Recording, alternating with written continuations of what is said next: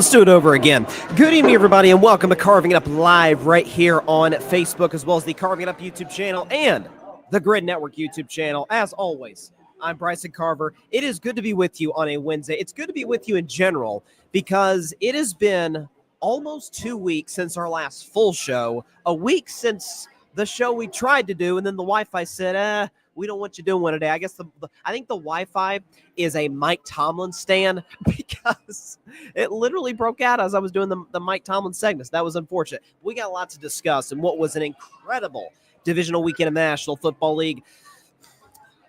Start off with I'm a Steelers fan, but my beloved Detroit Lions, who I believed in for nearly 2 years in this show. Boy, did they go down in smoke, go up in smoke against the Washington Commanders. Get to that and Jayden Daniels in just a second. Get into the Buffalo Bills. Why Buffalo finally, it took them 5 years basically, but finally figured out how to become the best version of themselves, how to become a contender in the AFC, or at least a greater contender in the AFC. Get to that in just a second. Also, this narrative that is going on right now about the Kansas City Chiefs, the refs or whatever, taking them across the finish line. It's BS, and frankly, it's not backed up by facts. As their season, as they face Buffalo in the AFC title game, technically their season starts this Sunday because in the Mahomes era, they get to the AFC title game every year. Get into that in about a half hour. Why Saquon Barkley has a quality that is very similar to Tom Brady. You're going to want to stay tuned for that in about 45 minutes. And finally, why Ohio State's national championship is, without question, the most impressive in college football history. I'm not saying they're the greatest team in CFB history. That's not the case. But the most impressive CFB team in history. And it's not the reason why is going to shock you. Get to that toward the end of today's show. But first, this is a tough segment. And it's one frankly, I didn't think I'd be doing until February the 10th, the day after the Super Bowl. But let's just go in. Let's go and get out of the way. Dan Campbell, what did your Detroit Lions not do? Kneecap.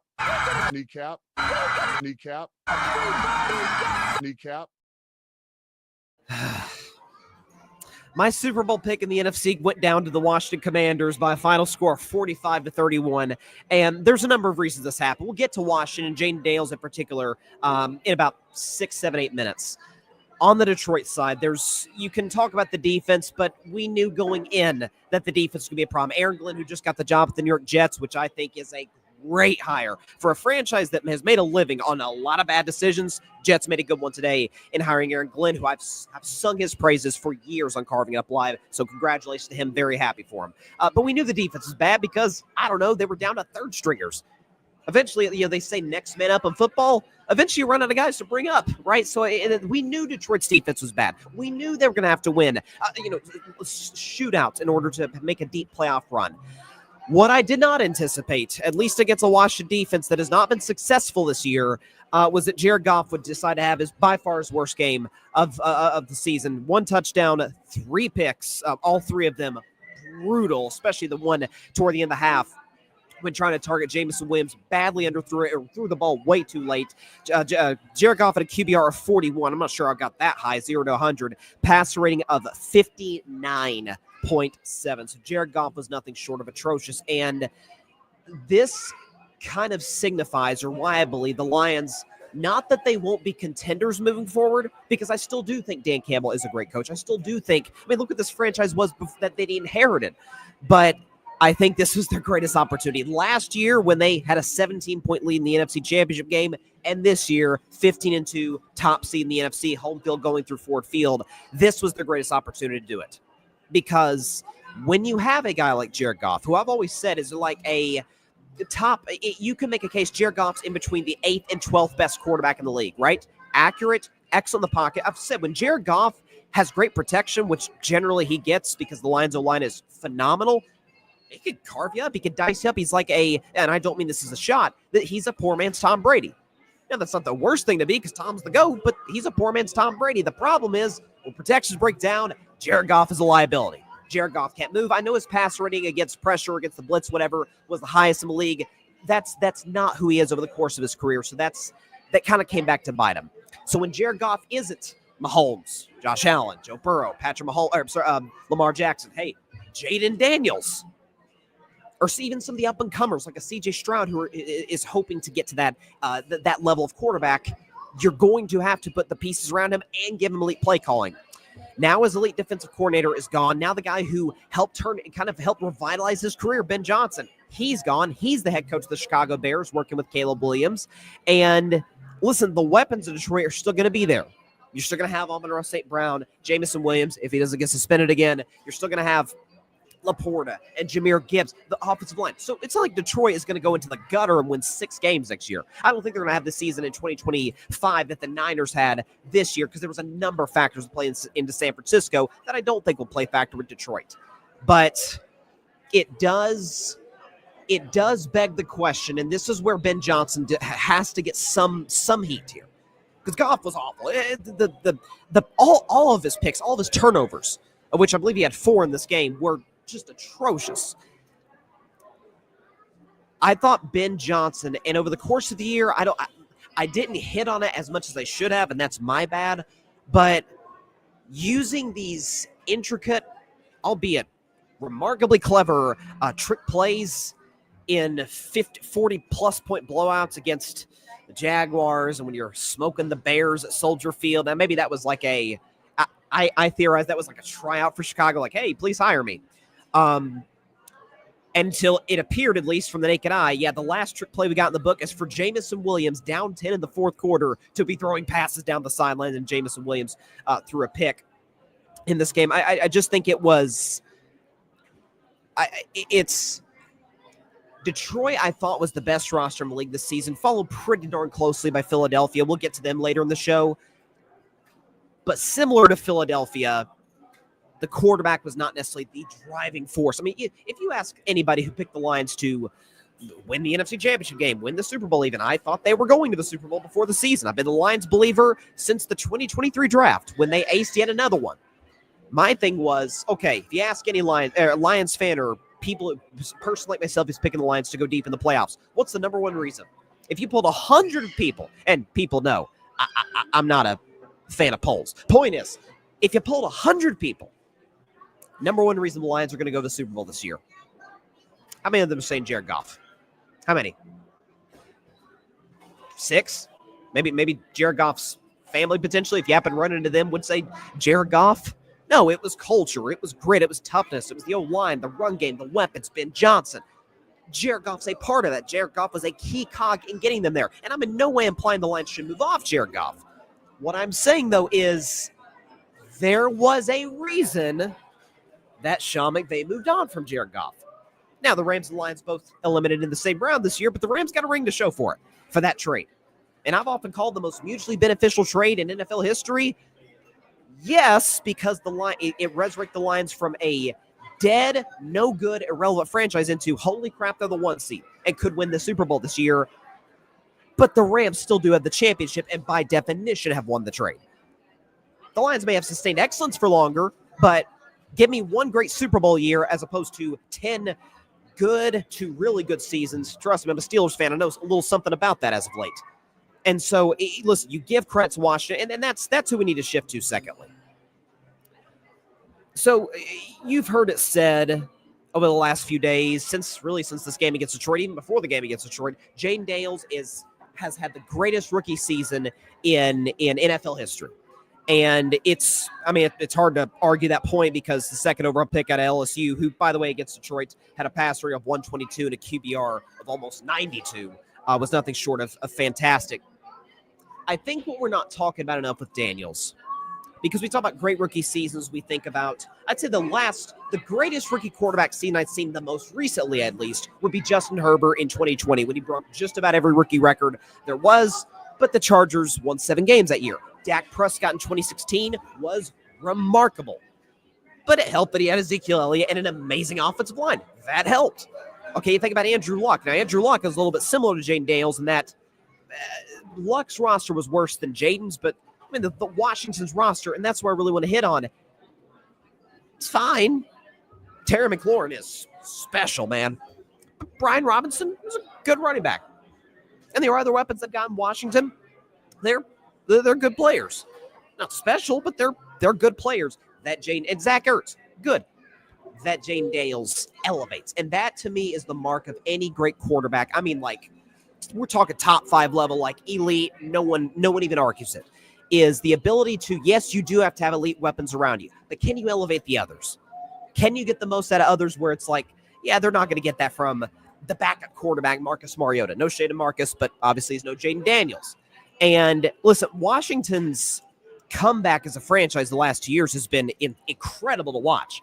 I mean, ever since Snyder sold the team, you get Josh Harris and Magic Johnson, who have done an amazing job in their brief stint thus far as the owners of the team. Then you bring in obviously an excellent GM. You bring in an excellent coach, Dan Quinn, who then brings in a good coordinator, Cliff Kingsbury. Cliff Kingsbury, not a great coach. He's an excellent play caller, excellent coordinator.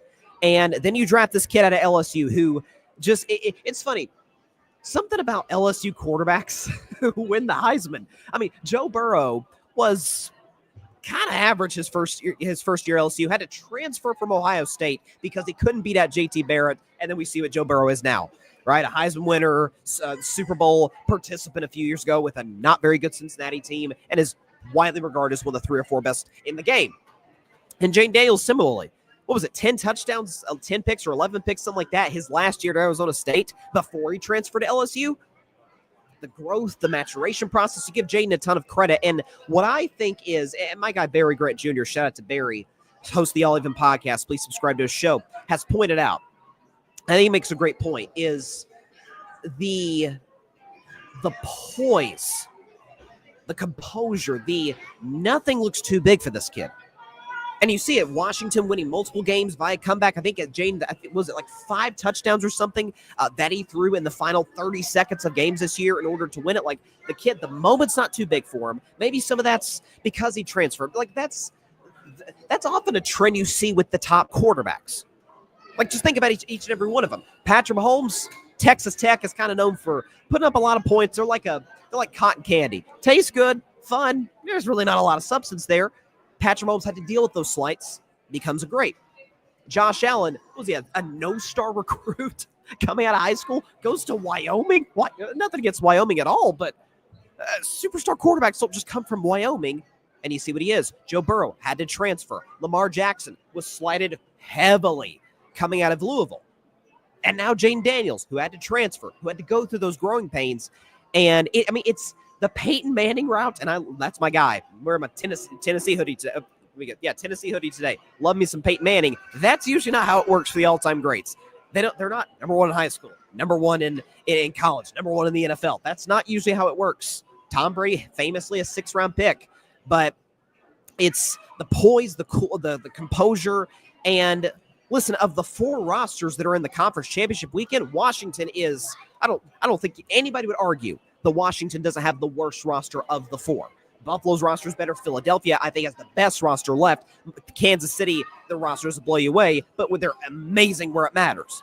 But if you pulled anybody's, Jayden Daniels the worst quarterback left in the playoffs, there's someone who argue he's played the best of the 4 left in the playoffs. You can make that case. Game-winning drive against Tampa Bay, dominating the Lions as over the course of the game like he did. You give props to Dan Quinn. You give a lot of props to everybody in Washington. But this was shocking. It was. Listen, I'm not just because the Lions were my pick and all this and how Washington just took that game over. It felt like into the first quarter going into the second on. But the way Jared Goff came apart, it goes to show you, I keep saying this over and over, and I have since the 2021 season. I'm going to continue to. It's a quarterbacks league. And boy, Washington, Detroit, where the gap not massive in that game. But it was interesting to watch for sure. But it's good to be here, like I said. So, again, those of you who don't know, not in my normal studio, not going to be until probably mid to late May, somewhere around that time, because I'm at the Disney College program right now over the next few months. So thus far, it has been a great experience. Worked with some amazing people, and look forward to it. As we continue, again, carving it up will be dialed back a little bit. It'll probably be a lot of shows like this, like on Wednesday, or just whenever I have an opportunity to have an off time to do the show live. but especially during these NFL playoffs, I'm not missing shows. So I was, very excited to be with you guys today. Hopefully, unlike last week, the Wi-Fi we're in a different location. The Wi-Fi is able to be good to go from here on out. Let's transition now to Buffalo and Baltimore, because this was the most anticipated game of the weekend. It was the best quarterback matchup of the weekend. You got Lamar Jackson, Josh Allen. I think universally regarded as the top 1 and 2 for MVP. Although Saquon Barkley said, "You heard of me, guys? I'm pretty good." Get to Saquon the Eagles later in the show. But I've talked about this really since the offseason on the Bills, and it certainly has kind of culminated in them making their second AFC Championship game in the Josh Allen era by beating the Ravens 27-25. Now, I'll start with Buffalo, then transition to the Ravens. For years I was kind of seen as the Josh Allen hater. I never understood that. Bills Mafia went after me. By the way, I got every right to do that. I love Bills Mafia. I think they are exceptional people, as demonstrated by obviously the Mark Andrews drop at the end. They've donated, I think, to this point, like $100,000 to Mark Andrews charity because of the hate that he's gotten for the drop. Like, Buffalo fans are universally regarded as an incredible fan base, amazing people, great city and town, and they're outstanding. I've called them often the best fan base in sports, and I'm not a Bills fan, but I think they're the best fan base in sports. They're outstanding. But the Bills organization and Josh Allen in particular tapped into something that is going to make them a contender for a long time. So I don't think this is going to be the best Bills team in the Josh Allen era. There's many that have argued that the one in 2020 that went 13-3, the one the next year that was infamously 13 seconds away from beating the Chiefs, that those rosters on paper were better. And maybe they were, because I don't think this team is quite as talented as those were. It has a higher ceiling, though. And the reason it has a higher ceiling, the reason it is a safer bet now to take the Bills to go on a long playoff run, which thus far they're halfway home to their first ever Super Bowl championship, is that they finally figured out, hey, we have an all-time talent at the quarterback position. And Josh Allen, by the way, has I think, done some, whether it's with Joe Brady, the OC, Sean McDermott, whatever the case may be, Josh Allen has absolutely changed his game to where when the moment calls for it, I'm going to be Superman. You saw that long run for Buffalo. I think it was the first half that they put him in a position to get a touchdown. Josh is excellent. He's going to make those plays with his arm and his legs when the time calls for it. But he's not going to, again, it's a little bit of the Andrew Luck syndrome, and I loved Luck, but this was his one fatal flaw, to make every play the greatest play that's ever been made in the history of the world. That was my big criticism of Josh. I'm like, dude, you have the arm strength. You've worked, the accuracy has improved tremendously. I mean, I've never seen him like it. A guy going in, basically Anthony Richardson to a certain degree, and then come out as like, he's not like Joe Burrow accurate, but he's pretty darn accurate for a guy with that type of arm strength and athletic ability. Take a deep breath, dial it back. Now this is where Buffalo got it right. We're going to give you a run game of James Cook. We're going to give you maybe the top 3 left tackle, Deion Dawkins, and a great offensive line to give you good protection. Yeah, you're not going to have Stephon Diggs, but you're going to have Amari Cooper and Keon Coleman and Dalton Kincaid. And you're going to have these pieces around you. Shakir, you're going to have these guys around you where you're not going to need one guy to separate on a consistent basis.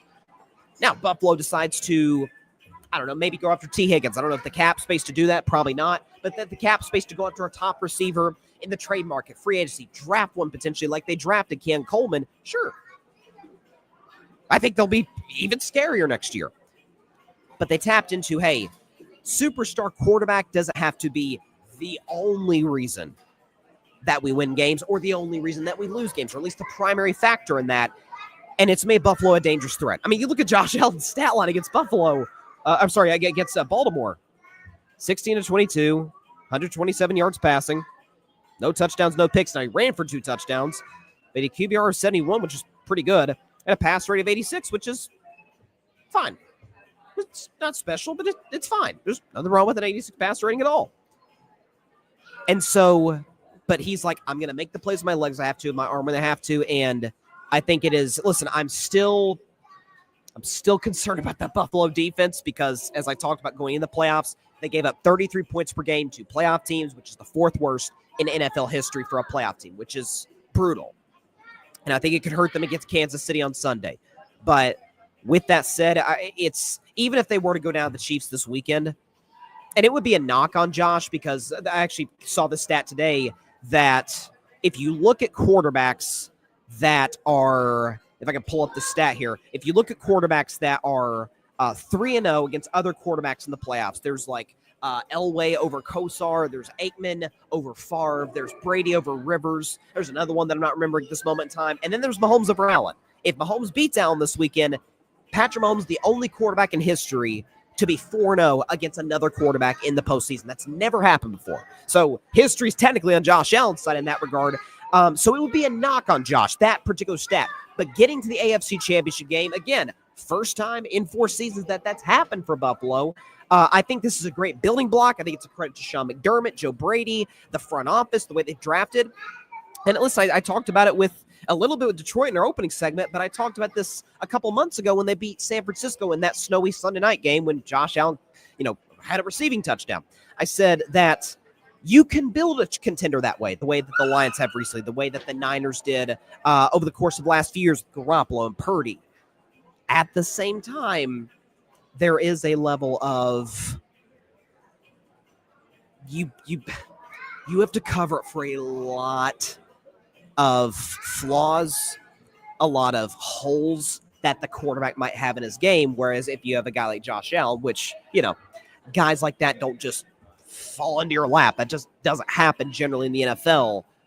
But if you have that guy, God, it makes your job so much easier as a GM, as a front office, to put the roster together, coaching staff together. Only the truly incompetent, the Colts, can screw that up with the generational talent, which they have with Andrew Luck. And the Bills aren't messing that up with Josh Allen. And listen, I've been consistent all season long. Thought the Chiefs were the best team. Thought the Lions were number 2. But for about 2.5, 3 months, I've had Buffalo at 3.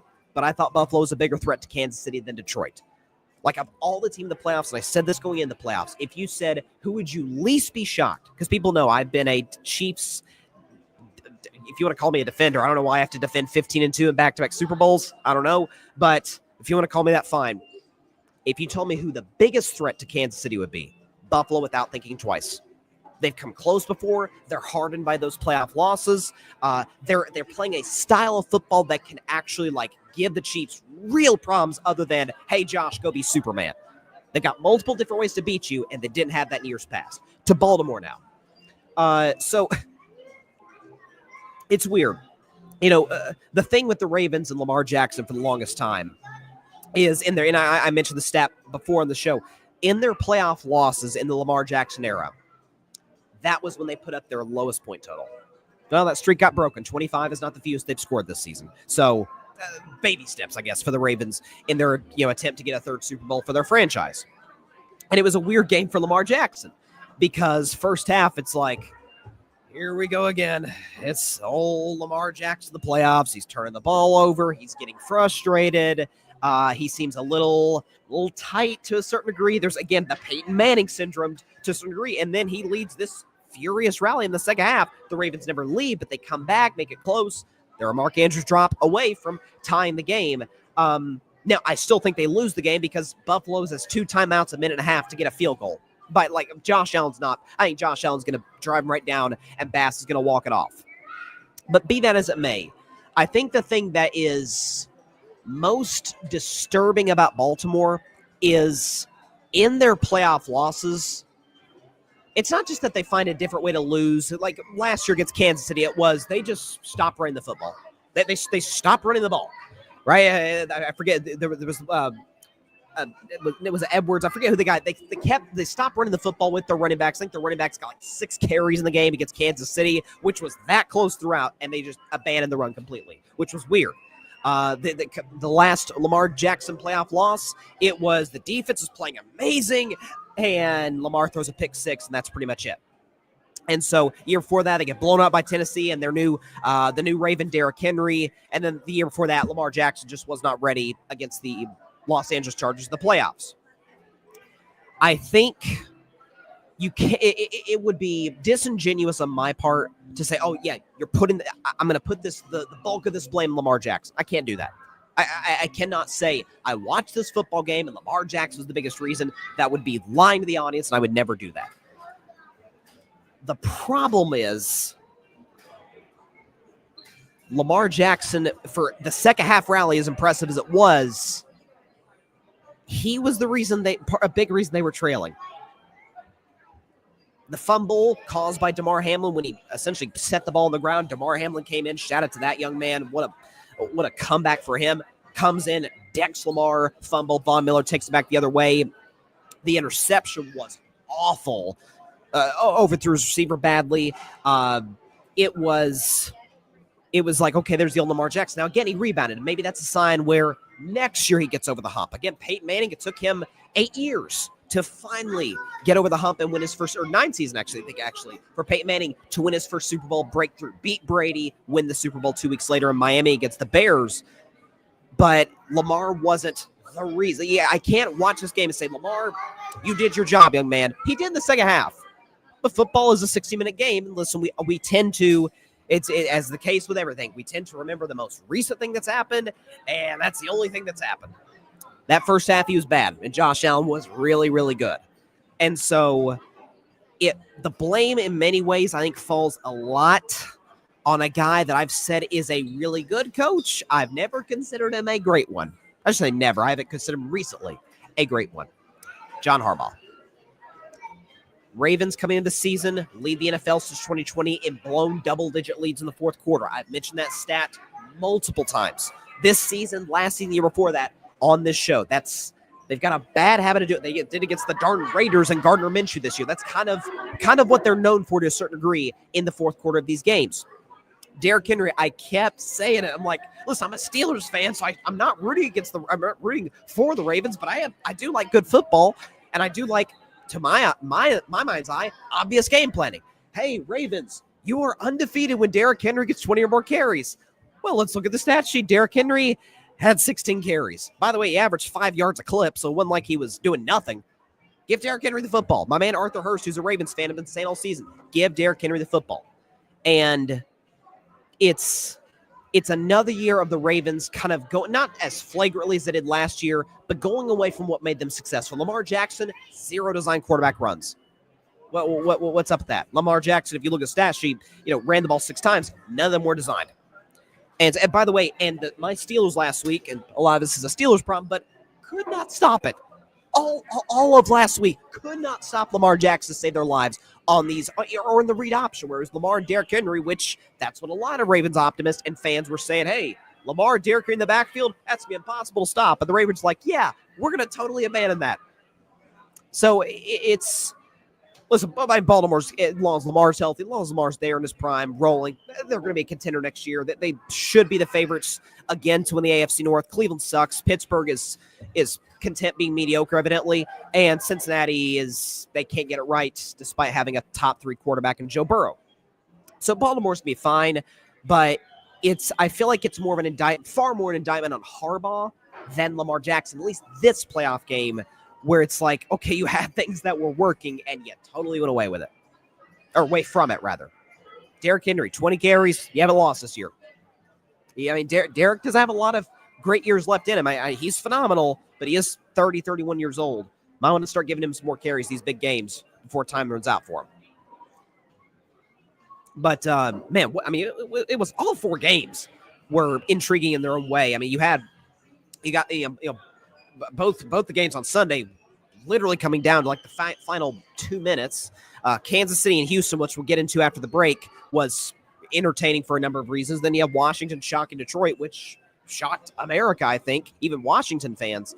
So we'll get to that. Appreciate everybody tuning in. Feel free to chime in the comment section. Be back in just 1 minute with Carving Up the Context, one of my favorite segments we do every week on the Kansas City Chiefs and this false notion that, the refs are pushing them over the top. Be back in just 1 minute. Glad you spend your time with this on Carving Up Live. Be back in just a moment.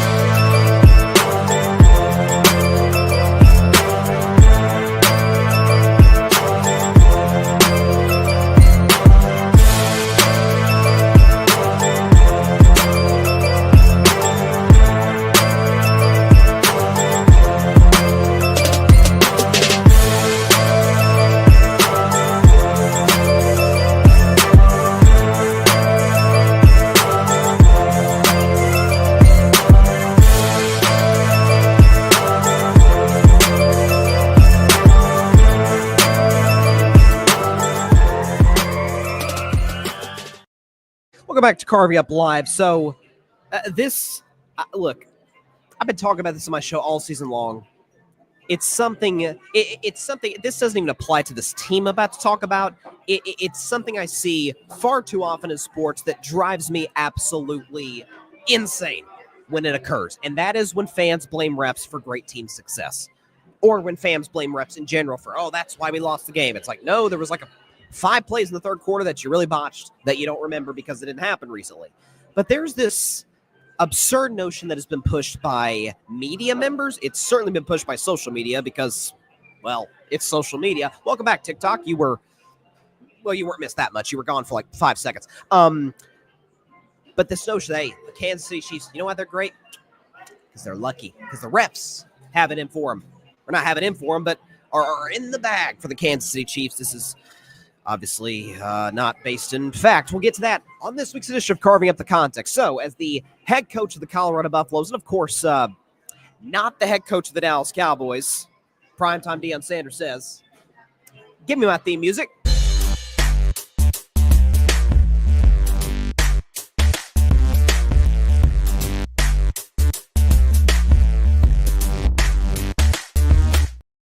On this week's edition of Carving Up the Context, this is a good one.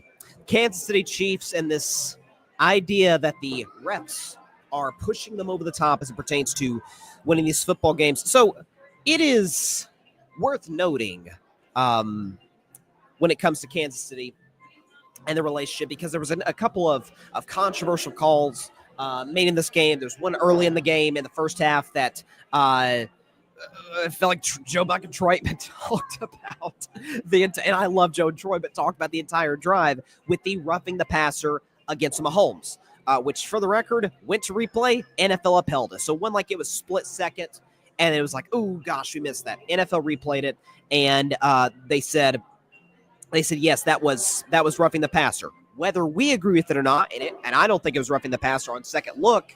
I mean, that's by the letter of the law. That is roughing the passer. From Will Anderson, we don't have the rights to show the footage on the show, but the Will Anderson high hit on Patrick Mahomes. So that's one piece of it. The other thing that just is amazing to me, is the fact that, if we could pull this up, I believe we've got it. Hold on. Yes. Okay. Patrick Mahomes, there's this thing, the refs, they're protecting Mahomes. It's a Mahomes thing. Did you know that Patrick Mahomes is 16th, ranked 16th in the NFL in terms of roughing the passer penalties? 16th, right? That smack dab in the middle of starting quarterbacks. Seems like the refs forgot to call a few more if they've really gotten the back from Mahomes, am I right? There's also this notion, those 2 games at the end of 2022 when the Chiefs won their first of back-to-back Super Bowls, and who knows, maybe 3 straight. That game at the end against Cincinnati, the hit on the sideline against Mahomes by the Bengals linebacker who pushed Mahomes while he was out of bounds, put in the Chiefs in field goal range, and then Butker walked it off. Said player said after the game, yeah, that was a penalty. That's my bad. And then the Super Bowl, James Bradberry holding Juju Smith-Schuster. Bradberry said after the game, yeah, I held him. And I remember talking about that the day after the show. I'm like, guys, watch the play. Is James Bradberry holding Juju Smith-Schuster? Yes. Is he impeding his progress? Yes. Therefore, that is holding. We may not want to see it called in the last 2 minutes of a Super Bowl. It may be anticlimactic to a certain degree, but it was a penalty. There's just no other way around it. It was a penalty. There's also, again, a lot of the stuff we don't have the rights to show because we don't. The George Pickens segment we did a couple weeks ago got copyrighted. I don't know, so we're not going to risk that this time. Monetization, y'all. Anybody see that Bills-Broncos wild card game? Anybody see that? The one where Josh Allen's on the sideline and Bill Vinovich, who's a longtime NFL referee, walks over to the sideline to Josh Allen, is kind of whispering in his ear, and like gives a little pat. It's like, okay, that's not a great look. Refs are supposed to be impartial. I worked as, again, not exactly an NFL official here sitting behind this mic discussing sports right now, but it is not only implied, it is a mandate as an official. Talk to, like, I remember my boss used to tell me when I worked as an intramural official in college. He said, if someone from the other team approaches you, talk to them, be cordial, be respectful, make a point to go the other side so that there's no, hey, you talk to them, you know, use a conspiracy against us or something. It's like, no, you want to maintain that, that balanced perspective. Call penalties when they deserve to be called. If Bill Vinovich walks over to Patrick Mahomes on the sideline and is like whispering something in his ear, I think TikTok would shut down a second time. Okay, I think it would break social media. It'd be like, see, we told you, Mahomes, Chiefs, refs have it in for them. They want to. Why does it seem like, this is something I've noticed, why does it seem like every great team that I can at least remember in my lifetime, because I wasn't around for the Bulls in the 90s, I'm a youngster, why does it seem like every dynasty or great team, it always seems like, oh, the refs are helping them win? I actually saw a post today on the NFL memes, which is a hilarious follow. Sometimes they cross the line a little bit. Nonetheless, they're a fun follow on social media. Remember that? There's an NFL memes post where it said, yeah, the Chiefs get all the calls, but remember this BS we had to deal with? And it was Tom Brady, ironically, against the Chiefs, AFC title game, Mahomes versus Brady, where they call a roughing the passer on Chris Jones, and then you look at the replay, you're like, he literally barely touched him. Not even like in a football context. Like he actually literally barely touched the guy. It's like, oh, the Patriots used to get all the calls. No, the Patriots just on TV more than anybody. They're in more games than anybody, in more big games than anybody. Therefore, any back call is accentuated and is brought to a level where it's like, oh, they get all the calls. No, they just play in all the games. They just so happen to win all the Super Bowls. They just so happen to have the best quarterback. For a long time, they had the best coach, and they just do football better than you do. As for the Houston Texans, D'Amico Ryan, so I have utmost respect for. I think D'Amico's an excellent head coach. He says after the game, he says, hey, you know what? We knew it was us against everybody, and I mean everybody. Obviously implying that it was the Texans versus the Chiefs and the refs. Will Anderson and multiple other Texas players, like, hey, it was a situation where we knew the calls weren't going to go in our favor. If the Texans hadn't worried so much about that, it may have led to their special teams pretty much not. It may not have led to their special teams basically losing the game by themselves. The fumble on the opening kickoff, Chiefs field goal. Two more, or a missed extra point, there's 4 points. Another missed field goal, 3 points. And then a blocked field goal. My bad. Blocked field goal, right? That had to be lucky. That had to be a lucky block by the Kansas City Chiefs, because I was told when Denver blocked when they blocked Denver's walk-off field goal attempt in the middle of the season, that was lucky too, right? Because blocking a field goal takes no skill, athleticism, or coaching whatsoever, and it is becoming a really tired. They used to say this about my Golden State Warriors. Oh, Steph gets all the calls. No, he doesn't. Steph gets the worst whistle of any superstar in the NBA. I'd kill for Steph to have the Joel Embiid whistle or the Shai Gilgeous-Alexander whistle. Nonetheless, all the refs have it in the bag for the Warriors, and they have it in the bag for the Patriots, and they have it in the bag for Alabama football and UConn women's basketball, and all the greats who just so happen to get the calls, or because they're in more big games, matches, whatever you want to call it. It's just accentuated more because they're on TV more with a bigger audience. I mean, I cannot tell you, is there not a game? It's not available now because we're in the playoffs, but just archive this. Wait till next season. Watch an Indianapolis Colts and Tennessee Titans game, AFC South, and just watch that. I don't want to put you through that, because you have better things to be doing with your dates than to watch. Well, the Titans could get the first pick, but as of right now, Will Levis versus Anthony Richardson. I know people have better things to do with their time. We all do. Just watch that game for 3 hours straight and see if you don't find 3, 4, 5 calls. You're like, oh my gosh, how did they miss that? Or why did they call that? But the Chiefs you usually don't need Sunday ticket to watch the Chiefs because the Chiefs are on Sunday Night Football, the big game on CBS, and sometimes on Fox, and Thursday Night Football, and Black Friday, and all the big games, Monday Night Football, and ESPN. So we're going to see them. There's going to be calls, and we're like, oh, okay, that's bad, and oh, the Chiefs seem to get those calls because I watch the Chiefs more than everybody else because they're the most watched team in the NFL because they play the most big games in the NFL because they're the best team in the NFL. It's a pretty simple equation, folks, and just seeing how, the Texans just whining about it. I mean, folks, did you realize, again, if the refs have in the back for Chiefs, they're doing a really poor job of masking it. Kansas City tied for Arizona, tied for with Arizona and the LA Chargers. Most penalized team per game in the league, 5.4. Most penalized team per game, Kansas City Chiefs. I don't know. They're doing a terrible job at hiding it. If the NFL is trying to or not the most. I forget. I apologize. Not the most penalized team. Tied with Arizona and the LA Chargers, but more penalties this year than they had a year ago. I think it was 5.3 last year. I'm sorry I butchered that stat. 5.4 this year per game. 5.3 last year. Don't know. Seems like people are trying to cope with the Kansas City Chiefs' success. And listen, I get it. If you don't like the Chiefs, listen, I'm a Steelers fan. I don't get any incentive. I'm not gonna, go to the parade if Kansas City wins the Super Bowl. I just, as a guy who appreciates dynasties, as a guy who appreciates greatness from the best quarterback alive, the best coach alive, the best tight end alive, the best most clutch defensive player alive, and the best organization going in football, man, call me crazy. I cope. That's all I'm gonna say. All right. See what we got in the comments. Alan Boyer in the comments says, I picked the Bills of the Chiefs. I picked the Chiefs to go to 3-peat. Could absolutely see that happening. I think Mahomes has lost his temper too. Interesting.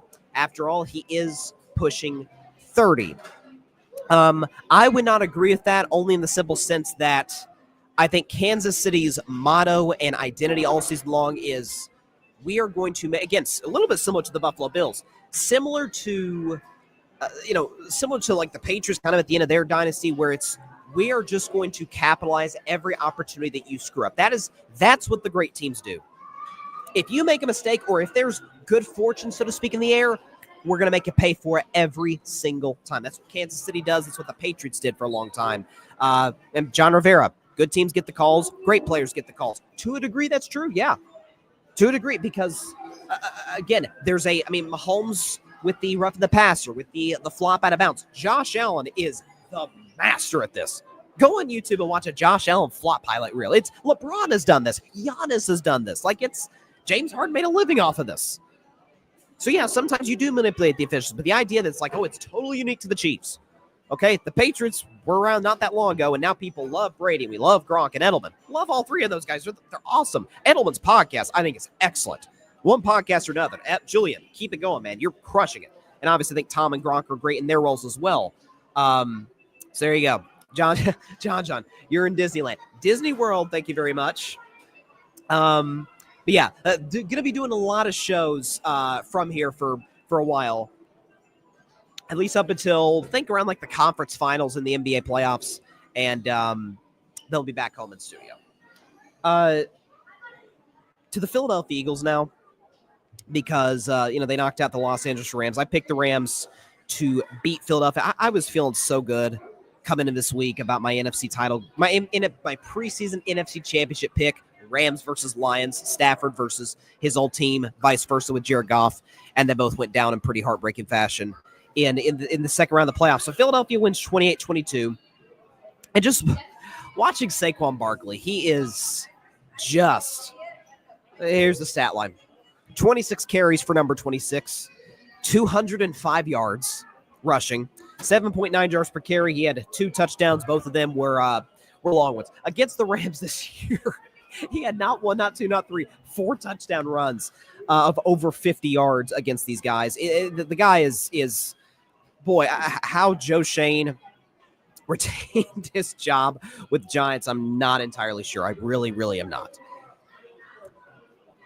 But I've noticed something about Saquon that reminds me a little bit of Tom Brady. And I'll explain what that is. And this isn't just unique to Brady, but Brady was the first one I thought of. You think of the greatest of the greats. I sort of alluded to this with Jayden Daniels. The greatest of the greatest athletes. What do? At least in a team sport. They mask the flaws of what's around them. Not saying they turn a total disaster into gold. I'm not saying that. That's impossible. They're not God. But they turn, be it dysfunction, be it not perfect pieces around them. Tommy, for years, when we think New England Patriots, we think Brady and Belichick. I've always said we should always think of Brady first. I was said that before Brady even ever went to Tampa, and I've been proven 100% correct on that. Belichick was integral to that dynasty. Brady significantly more so. Nonetheless, those are the first two names we think of. And then the next person we think of, at least I do, I think Gronk. Gronk's the next person I think of. All-time great tight end, maybe the greatest ever in his position, as physically dominant as position as any player we've seen. And then after that, you probably think of Edelman. After that, it's a long list of defensive players. It's Rodney Harrison, it's Ty Law, it's Teddy Bruschi. In the more modern times, it's Dante Hightower, and all these integral players to this Patriots dynasty. Stephon Gilmore made a big interception in their last Super Bowl win. Like that's kind of what they've been, is a defense-first team who also had the greatest quarterback of all time. I say that to say, those Patriot teams offensively, especially late in their dynasty, as Gronk got older and as he eventually retired, and as Edelman, had suffered injuries, those Patriots teams were objectively not very talented. I remember Brady's last year in New England, they went out in the first round, his final year in Foxborough, but I'll never forget when they showed Brady, I think it was either on the sidelines or in the huddle, I can't remember which, and he said, and I'll say it less colorfully than he did, but he said, "Can someone get open?" Dudes legit just couldn't separate. Tom was throwing into just the tiniest of windows. Tom turned kind of average around him into an extension of the greatest dynasty in NFL history. Saquon isn't doing that from a dynastic perspective, but it's not a situation like Bryce said, bro, the Eagles roster, have you seen it? It's amazing. That's not what I'm talking about.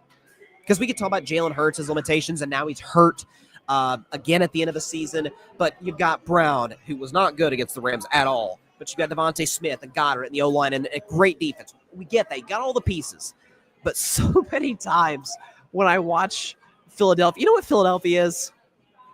I hope this analogy hasn't been used before.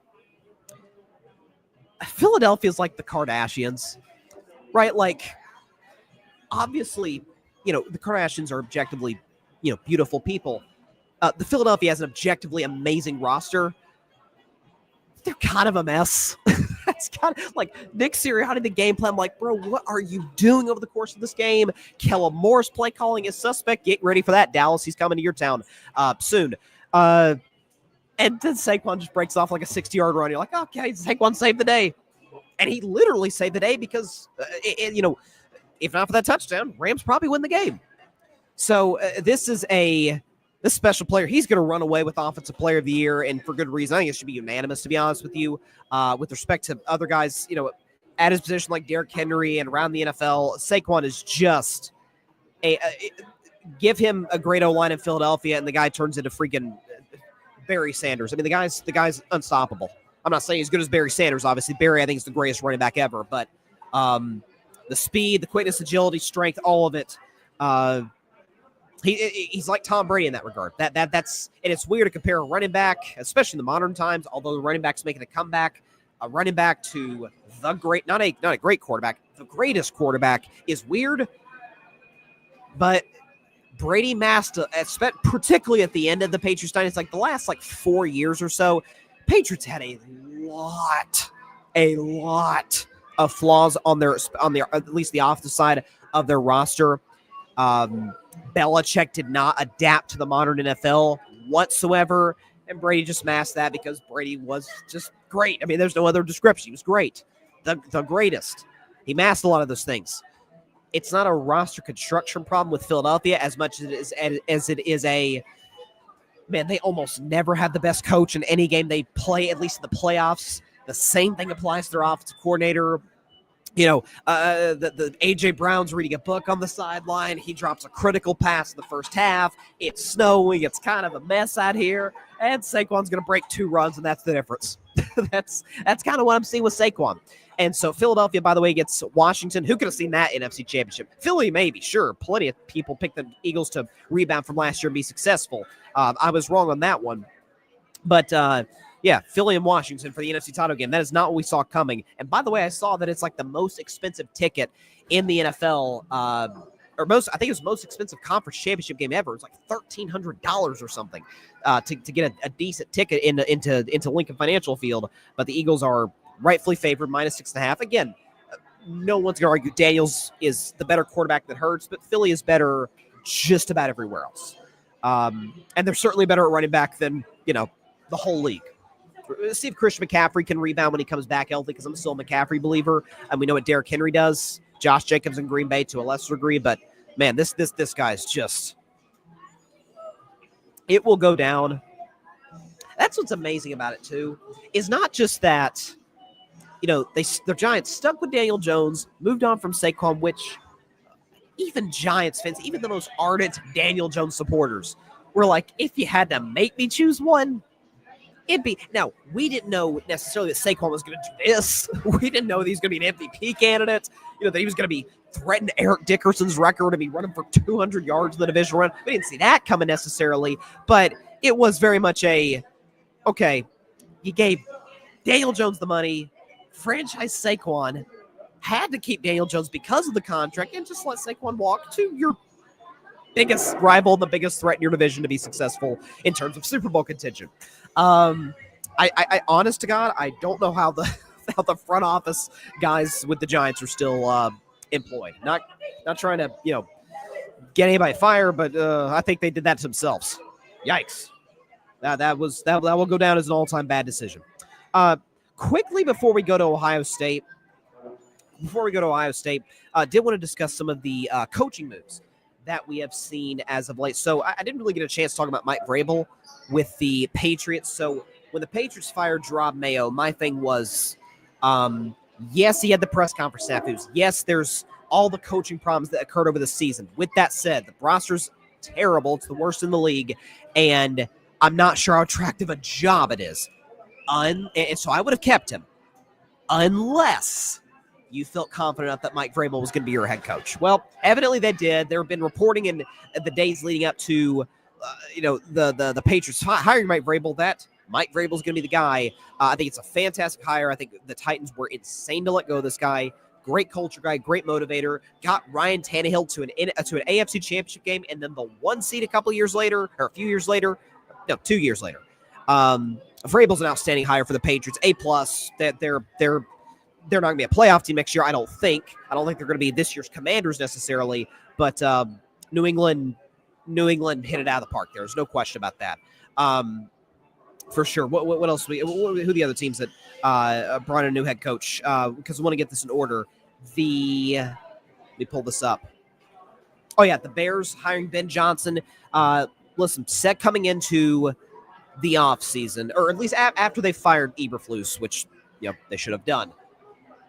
There was 2 types of head coach the Chicago Bears had to go after, or really 2 specific names. The culture guy and the proven commodity in Mike Vrabel, who would certainly be the safer hire and potentially even the higher upside. The only downside of Vrabel is he is a defensive guy, and you can win with those guys as long as you have a creative offensive coordinator. Well, those are hard to keep replacing because a creative offensive mind, see Ben Johnson in Detroit, they're going to leave. They're going to be a head coach somewhere. And that's the only drawback of it.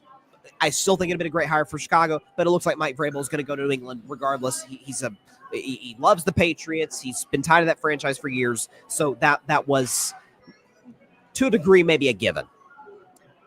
I said it. Okay, if Vrabel's off the table, it's Ben Johnson or nothing. If it's not Ben Johnson, it's long-term, I think, a failure. So the risk of hiring Ben Johnson is not experienced, never been a head coach before. I've said often, I don't know if Ben Johnson has the presence that I like seeing head coach, the ability to command a room. Obviously, Dan Campbell maybe is like that on steroids.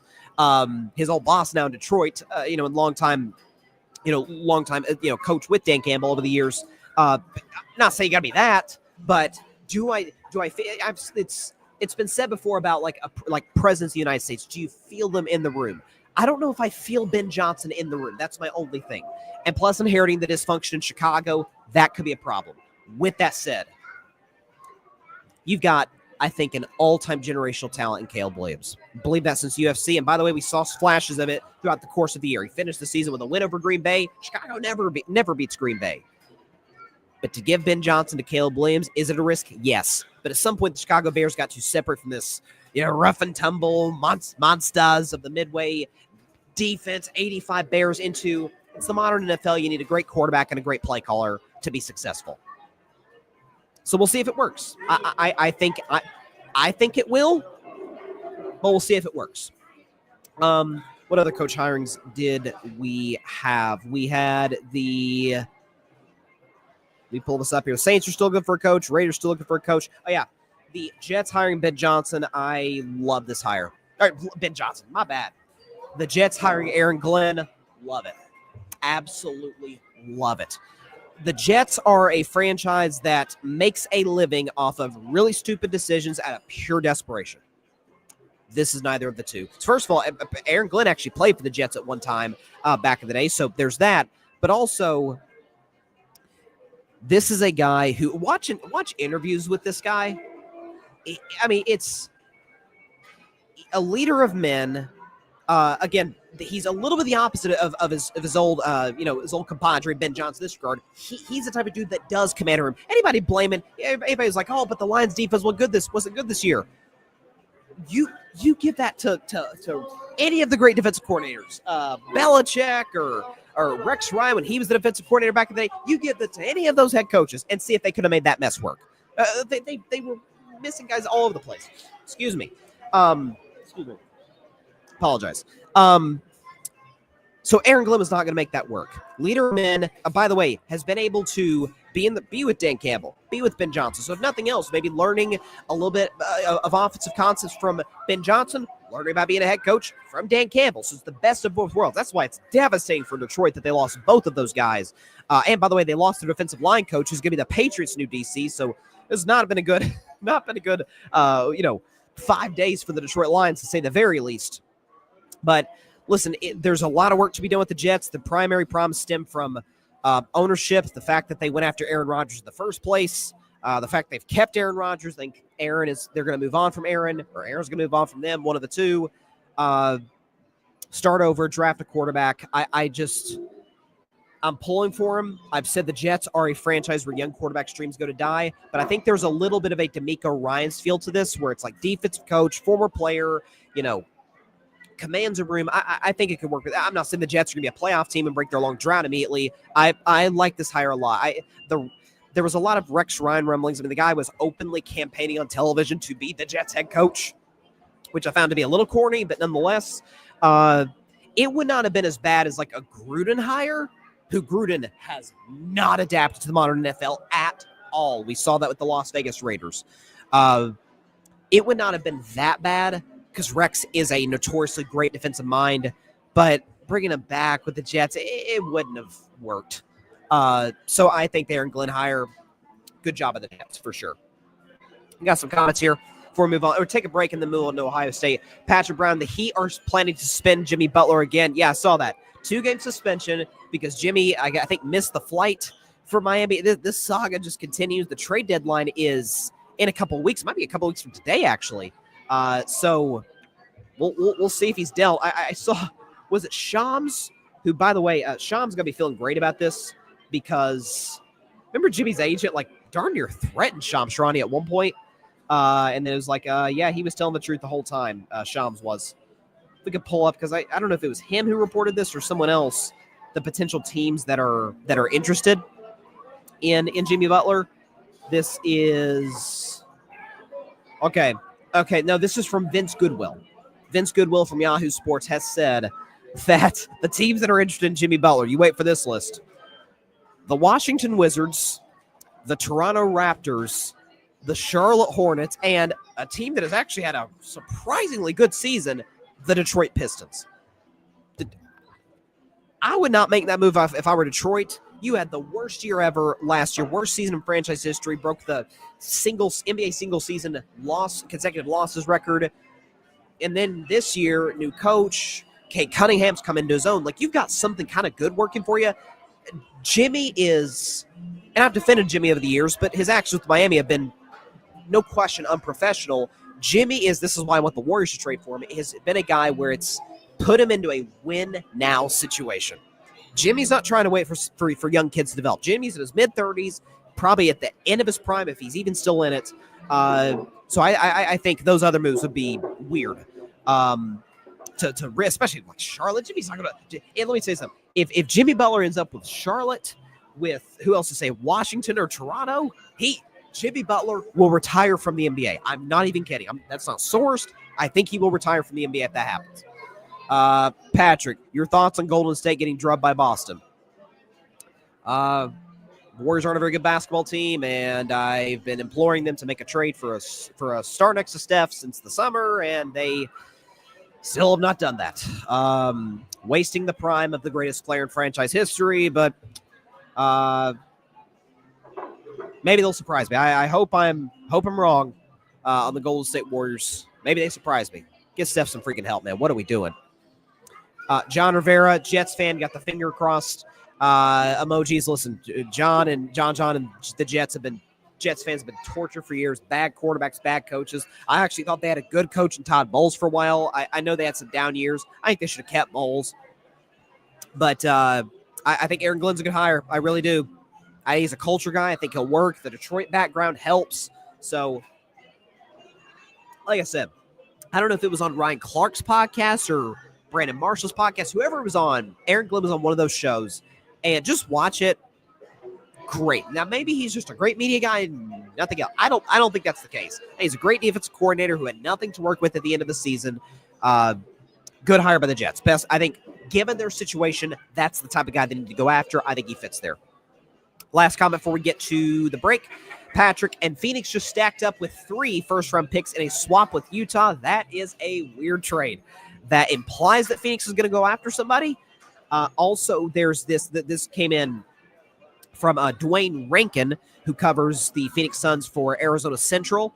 He says, this is from him, Bradley Beal's agent says there's no truth to reports that Beal is willing to waive his no-trade clause for teams like the Bucks, Heat, Lakers, and Nuggets. So, because there's been rumblings that the Suns want to trade at Beal because they had to move to the bench, and he hasn't had the greatest season. But so that could throw a wrench in it. Listen, for 3 straight years, I don't know what Phoenix's plan is. They moved through coaches. They made the KD trade, sold all their future assets, which I defended at the time because it's Kevin Durant. But then they make the trade for Beal, which didn't fit, and then they tried another coach. This new ownership group is like he's playing 2K, and he's like, hey, let's just swap guys until we do something. And this Phoenix Suns are predictably an average to mediocre basketball team. But maybe they do go after Jimmy. That would be, I'll say this. If they keep Beal, so yeah, Booker, KD, Jimmy Butler, and Beal, it's fun. Frankly, I sort of hope it makes the playoffs because I feel like it's a little bit of a hot mess. Don't think they go very far, but it's fun. That's what we root for. That's why I've said I don't want Aaron Rodgers to retire because Aaron Rodgers is not a very good quarterback anymore. He is fantastic for my show. Fantastic. I do not think he'll be playing for Aaron Glenn next year, though. So there you go. All right, be back in just 1 minute to discuss the Ohio State Buckeyes, why this is the most impressive run to a national championship ever, and not for the reason you think. Back with this in just a minute on Carvey Up Live. Stay tuned.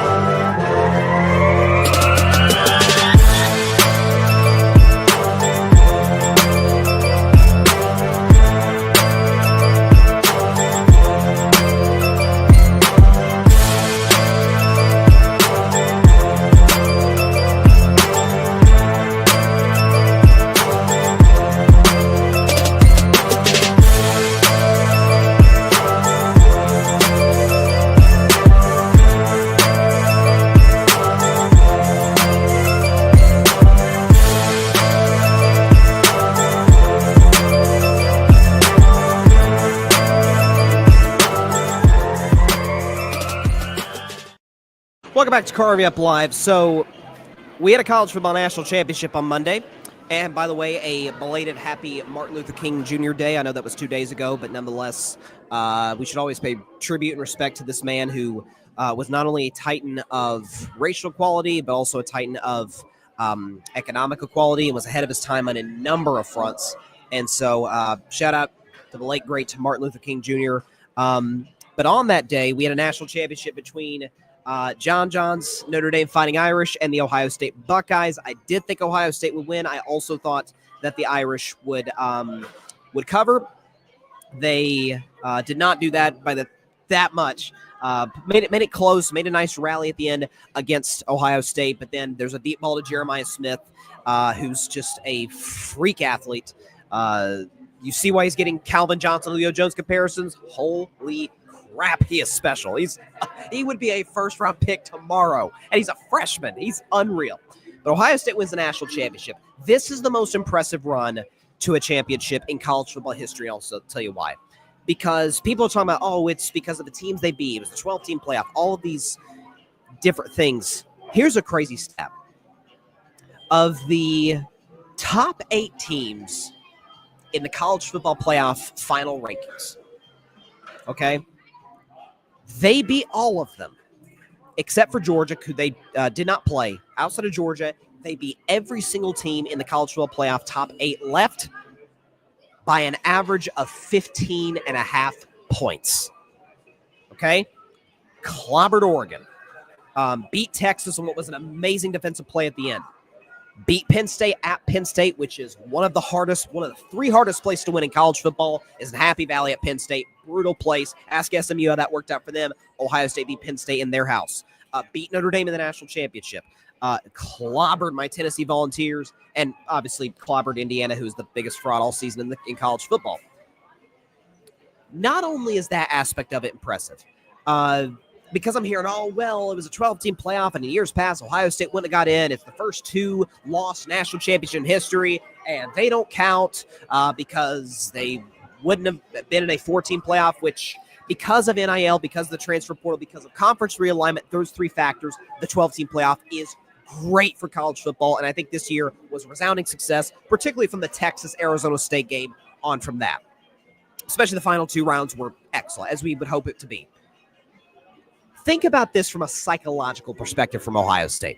Because we see them now like, oh, they're the national champions. They got all these NFL guys. And, we're getting to learn the stories, is the case with a lot of champions of some of these guys, like Will Howard and whatnot, is we again, this may be the theme of the show today. We're so quick to forget what has happened because of what just happened recently. Just a month and a half ago, 2 months ago, really closer to that, Ohio State was certainly not the joke of college football, because this is Ohio State we're talking about, but the most, without question, openly mocked, ridiculed, all of it, all season, or all the buildup, the four-week buildup or so, leading up to the Tennessee game. Mocked, ridiculed, embarrassed in front of the whole country. One of the most inexcusable losses you'll ever see against Michigan. 13-10 in a game where Michigan's strength, and by the way, Michigan 7-5. Now they beat Alabama, which the SEC isn't that good right now. Nonetheless, Michigan's strength of their team up front, their D-line. The weakness on the perimeters. Ohio State, on the other hand, they have the best wide receivers. I've said this all season long, by far in the country in college football. So against Michigan's weak corners, you know what we're going to do?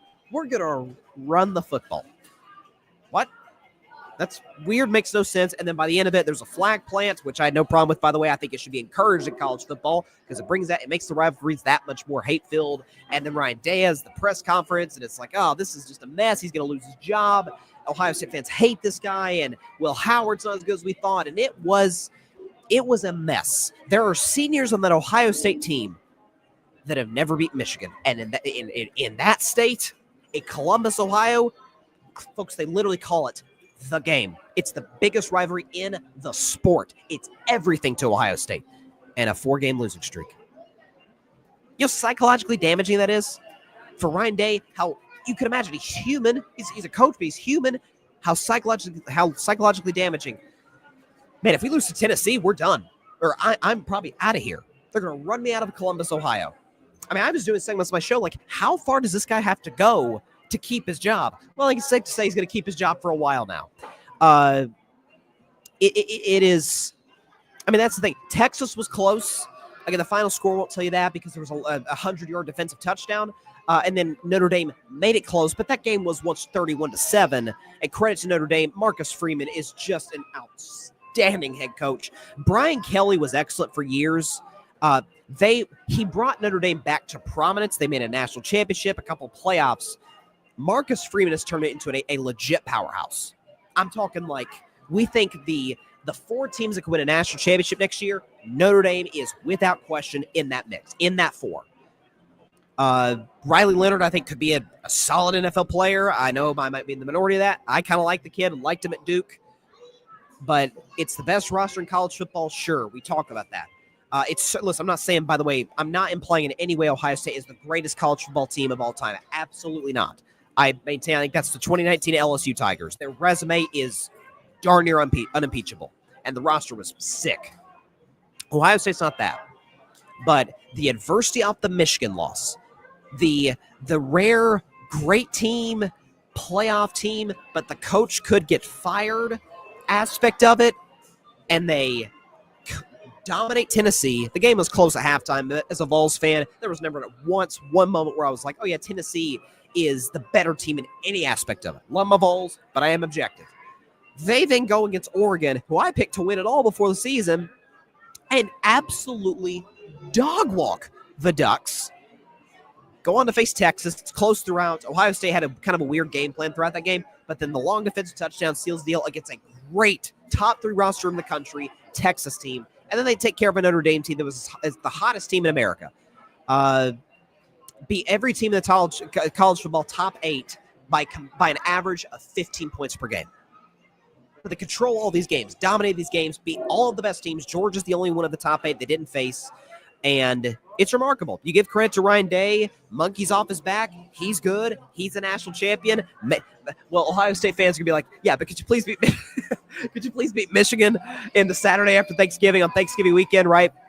In the game. Let's not make this 5 in a row, or we may be calling for Coach Day's job again. But it's a remarkable team. By the way, if you watch these guys on this Ohio State team, humble, driven, great core, great rock, great center that they have. Great dudes in that squad, passionate about each other and passionate about what they believe in, and a remarkable team to watch over the course of this playoff. And you cannot say that the best team didn't win, because the best team won. There's no question about that. To those that want to discredit Ohio State in any way, to those, I did a segment about this back in December, to those that say, this 12-team playoff is going to reward the hottest team, not the best team. To that I say, that's usually how playoffs work. Sometimes the best team happens to also be the hottest team. That happens often. But sometimes, and by the way, I think Ohio State's the most talented team, without question, and proved themselves, by the way, to be the best team based on who they beat. And by the way, I'll get to John. John's obviously a Notre Dame fan. He's sad about it. Great season. It was a great season, and Notre Dame will be back here. As long as Marcus Freeman's there, and unless he leaves for the NFL in the next couple of years, which for Notre Dame's sake, I hope isn't the case, but Marcus Freeman is tremendous. First black coach to ever get to a national championship, so that's incredible. As long as he's there, Notre Dame's going to be just fine. They'll be right back in the spot, maybe next year. Maybe they win it next year. But John makes a fantastic point. They said the same thing about Jim Harbaugh. Now, I think I'm one of those that think Jim Harbaugh is, if you had to have a draft of teams, and you were told going in that draft, I'm not going to tell you if you're drafting for an NFL team or a college team. You're just drafting. I know this one guy hasn't been a college head coach. Andy Reid's my first pick. I think Andy Reid's been a mastermind for 25 years. He's as good as it gets. Andy Reid, is my first pick. Jim Harbaugh's number 2. He's great everywhere. He's literally great everywhere instantly. So I think Jim Harbaugh's absolutely a better coach than Ryan Day. With that said, sometimes, listen, I am all for and I've been a proponent of, take big swings. That's what wins in sports. My idol in this business, Colin Cowherd, has said aggressive wins in sports, and I wholeheartedly subscribe to that notion. But aggressive and reckless are two different things, and aggressive and not trusting the process are two different things. And listen, it's easy to say that now in hindsight, but sometimes you got to stay with the program a little bit. You got to overstay your welcome. Don't be, again, the Pittsburgh Steelers who get mollywopped literally every year in the playoffs, haven't won a playoff game since our 44th president was in office. Now they just put our 47th president in office. Maybe there needs to be some change in Pittsburgh. There does. But props to Ohio State. Most impressive national champion in the history of the sport. First of all, just by definition of the longest path to get there, played the most games to get there. And basically the opponents they beat, come on. It's hard to deny what they did. Beat number one, beat the SEC runner-up, beat Notre Dame. I mean, they beat Tennessee, who was great this year. It was incredible. It makes me feel a little bit better as a Tennessee fan because I was in the dumps. I was like, I didn't think Tennessee didn't get blown out all season long. Georgia, that was a tie game at the half. Georgia kind of gradually pulled away in the second half. Tennessee did not get start to finish hammered all season long. And that's what Ohio State did. And so I was down in the dumps, but now looking back, I'm like, well, they did it to literally everybody they played. Well, not a little. They beat Oregon worse than anybody. And then, Notre Dame, they were better than the, Irish in the middle 45 minutes of that game. So props to the Buckeyes. They're more than deserving national champions. I'll tell you what, though, before we get out of here, a lot going on in sports. And listen, this is one of my favorite times of the year, not in terms of weather. I will have to say, and I'm going to sound like a snob right now, because I know in the New England states and heck, even back home in Tennessee, it is bone-chilling cold right now. I mean, back home, it's like 20-something degrees. 44 degrees in Florida is cold. I'm just going to say right now, it's 44 right now where I'm at. It's Florida. There's water. It rained yesterday like nonstop. I know, I'm going to sound like a snob. I get it. It's cold. And by the way, I've said, forget Florida. I've said this many times on my show. I remember talking about after a Lions and Packers game this season, as a matter of fact, is that give me 20 degrees and dry over 45 degrees and wet any day of the week. Because one thing be cold, another thing be cold and soaking wet, and now you're just miserable. And now you can get sick. Okay? So, yeah, just wanted to put that out there. The weather's going to get better. Rest assured, it is. Yeah. Not care. I don't think anybody's really caring for the weather at all around the country right now. It's cold. There's no question about that, even in the warm states. But, all right. That is all the time we have for today's show. We'll be back at some point next week. We'll give you all updates over the course of time on the show. We'll have reaction to AFC and NFC championship games. Probably have some new head coach hirings, whatever's going on in the NBA with Jimmy Butler. Maybe the Warriors do something. That'd be nice. Maybe the Steelers do something. I don't think they will at this point. By the way, Jaguars. Last take I'll have today. Jaguars. Trip Baalke. Oh, why didn't you fire him before the searching process began? Why'd you wait for him to drive away a bunch of coaches like you did with Jim Harbaugh in San Francisco and then bring him back only to fire him 2 weeks later after your owner said it'd be crazy to fire him? I don't know. Jaguars don't seem to really know what they're doing. Trevor, get out of there, my guy. Trevor's going to become a lesser version of my Dak take. Get out of the dysfunctional organization. Nonetheless, that is all the time we have for today's show. Appreciate everybody stopping by as always. Be sure to catch Carving Up Live at some point next week. I'll give you guys the date, time on social media. We'll put it out there. Follow me on Instagram at Carving It Up Podcast, Twitter at Carving It Up Pod. And please subscribe to the show. Be sure to like, share, comment, and please hit that subscribe button down there. Helps the channel grow exponentially. Be sure to also go subscribe to the Grid Network. That is GRYD, the Grid Podcast Network, right here on YouTube, as well as any and everywhere that you get your favorite podcasts, be it on Apple Podcasts, Spotify, iHeartRadio, Google Podcast, or not Google Podcasts anymore, but any and everywhere that you get your favorite podcast. We will see you guys next week. Everybody stay safe out there. God bless y'all. Peace out. And by the way, if I didn't mention this, Get Steph a co-star, dang it. Thanks so much for watching the show on YouTube, and be sure to go click that big red subscribe button and check out the other clips and full shows from Carving It Up Live, as well as our other incredible content creators here on the Grid Network.